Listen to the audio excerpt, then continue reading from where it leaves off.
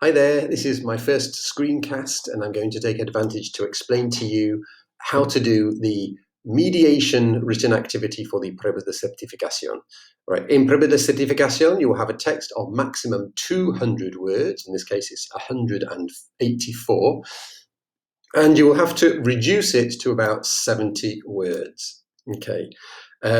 It's not just about writing a summary, it's about writing something for a new audience. So we've got to analyze the context of this question.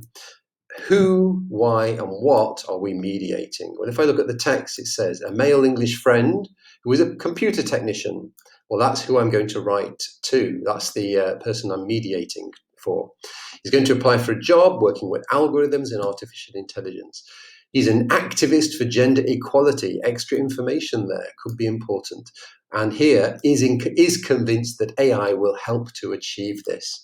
Right. So if he believes that, I am now going to have to convince him to the contrary, because I have just read a report, this one here, by the UN about how AI contributes to inequality. So that's why I am mediating.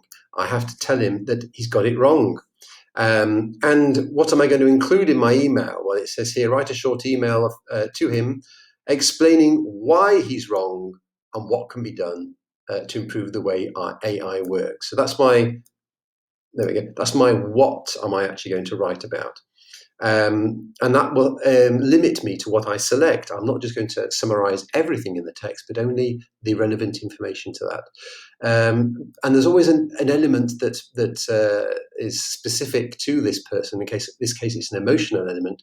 It might be the age in which you have to adapt your language, or it might be the level of English that the person has, or it might be something to do with the culture. In this case, it's an emotional element. You don't want to discourage him from applying for the job, even though he's got it all wrong. You know, maybe he can do something. Maybe by working in this area, he can something can be done to improve the way AI works. Once I've analysed the question, I'll underline all the parts there. Then I'll underline the important information in the text. Only select what is relevant about gender inequality. So, you know, here's something about biased learning and so on. I'll read it through and I select women, Careful not to use examples unless they're really, really important.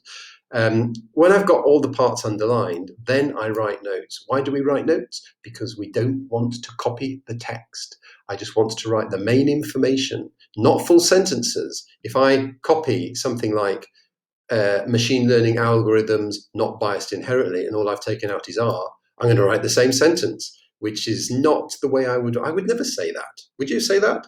I'm writing to a friend. I'd never say, oh, I can't remember it. Machine learning algorithms are not biased inherently. It's not the way I speak. So I'm going to change the language, but I've got to put across the information that I think is relevant.